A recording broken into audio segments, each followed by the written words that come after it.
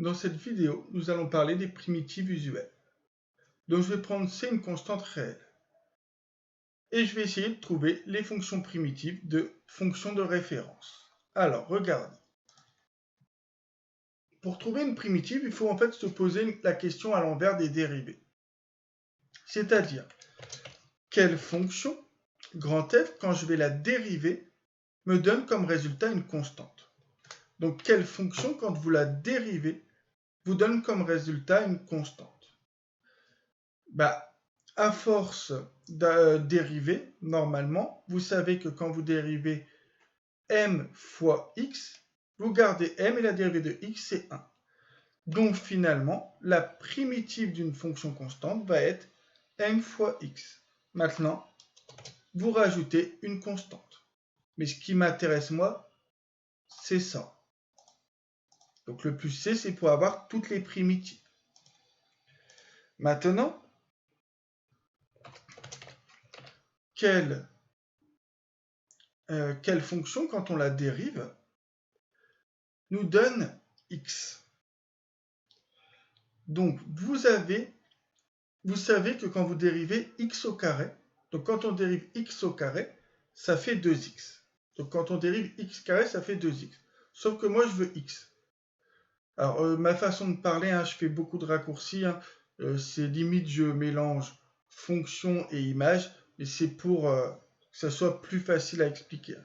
Donc quand je dis on dérive x, c'est on dérive la fonction qui a x associé x. Qu'on soit bien clair. Donc je reviens à mes moutons. Quand je dérive x carré, ça fait 2x. Donc dérivons x au carré sur 2. Donc si je dérive x au carré sur 2, quand je dérive x carré, j'ai 2x. Et 2x sur 2, j'ai bien x. Donc une primitive de x, c'est x au carré sur 2. Si je veux toutes les primitives, je rajoute une constante. Et moi, ce qui m'intéresse, c'est que vous appreniez ça. Ensuite, la fonction inverse. Et bien là, pour l'instant, on va attendre l'an prochain. Donc, on attendra l'an prochain, puisque pour l'instant, vous ne connaissez aucune fonction qui peut se rapprocher de près ou de loin que quand on la dérive, ça fasse 1 sur x. Par contre, f de x égale 1 sur x au carré. Donc, f de x égale 1 sur x au carré. Quand vous dérivez la fonction inverse, justement, quand vous dérivez la fonction inverse, vous obtenez moins 1 sur x carré. Sauf que nous, on ne veut pas moins 1 sur x carré, on veut 1 sur x carré. Donc, on ne va pas dériver 1 sur x, mais on va dériver moins 1 sur x. Et donc, quand vous dérivez moins 1 sur x, vous avez le moins que l'on garde. Vous dérivez 1 sur x, ça fait moins 1 sur x carré. Moins fois moins 1 sur x carré, vous obtenez bien 1 sur x carré. Donc, une primitive de 1 sur x carré est moins 1 sur x. Maintenant, si on veut toutes les primitives, vous rajoutez c. Mais moi, ce qui m'intéresse, c'est ça. Donc, j'espère que vous comprenez la façon que j'utilise pour avoir les fonctions primitives. C'est que je cherche une fonction qui, quand je la dérive, fait les fonctions de cette colonne. Ensuite, x puissance n. Donc, un peu plus compliqué. Vous voyez que quand je dérive x au carré sur 2, ça fait x. Donc, si je dérive x puissance 3 sur 3, je vais avoir x au carré. Quand je vais dériver x puissance 4 sur 4, je vais avoir x au cube, etc. Donc, au final, je vais prendre ici x à la puissance n plus 1. Et quand je dérive ça, je vais avoir le n plus 1 qui descend.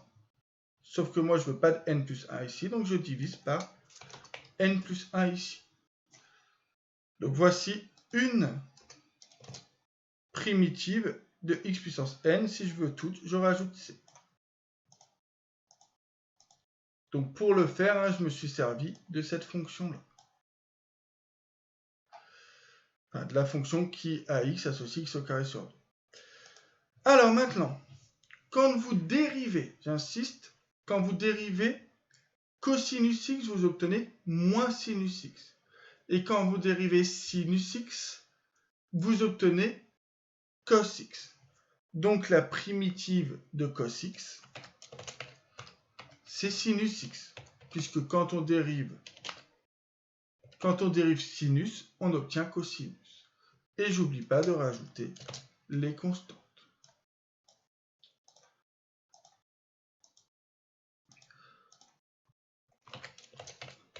Alors, si on revient à notre sinus, donc si on revient à notre sinus, quand on dérive cosinus, on a moins sinus. Donc on ne va pas dériver cosinus, mais on va dériver moins cosinus x pour obtenir sinus x. Donc une primitive de sinus x, c'est moins cosinus x, auquel on rajoute une constante. Donc oui, ce n'est pas si facile que ça au départ. Mais en fait, si vous connaissez votre tableau de dérivée, entre guillemets, il faut apprendre le tableau de dérivée à l'envers. Ensuite, petit f de t égale cosinus oméga t plus phi. Alors, je vous ai dit, quand on dérive sinus, on a cosinus. Mais quand on dérive sinus oméga t plus phi, on a le oméga qui sort. Quand on dérive donc sinus oméga t plus phi, ça fait oméga cosinus oméga t plus phi. Donc on a un oméga en trop. Moi, ce que je veux, du coup, c'est l'enlever. Pour l'enlever, je divise. Donc j'ai 1 sur oméga, et après j'ai sinus oméga t plus phi. Donc regardez, on va dériver ça. La dérivée de ça, donc on dérive déjà à l'intérieur, il reste oméga. Donc oméga sur oméga, il y a 1, c'est bon. Et la dérivée de sinus, c'est cosinus. Donc j'oublie pas de rajouter une constante.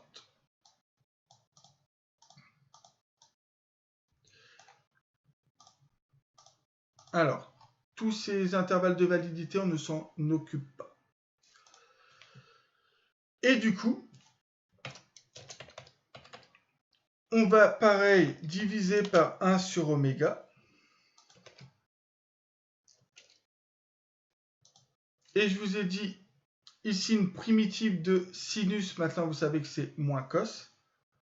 Donc, cos ici, et je mets le moins ici, du coup. Donc, moins cos d'oméga t plus phi.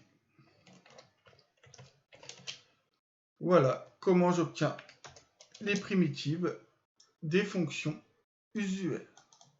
Donc, ce tableau, soit vous savez le retrouver, ce qui n'est pas chose facile, soit vous l'apprenez par cœur comme vous avez appris le tableau de dérivée. Donc je répète, la primitive d'une constante, c'est la constante fois x.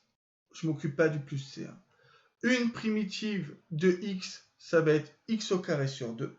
Une primitive de 1 sur x, on ne connaît pas encore. Une primitive de 1 sur x carré, c'est moins 1 sur x.